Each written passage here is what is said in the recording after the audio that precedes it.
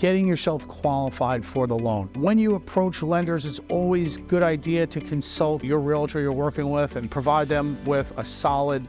list of people that you might be working with, and ask them to maybe recommend some people in that space that they've worked with in the past that have been successful for their customers. Timing is very important, especially when you're in the luxury real estate space, and collecting all your financial documents beforehand and getting that credit score approval and the online calculator to determine where you're going to be spending your money and where the credit line lies for you as a buyer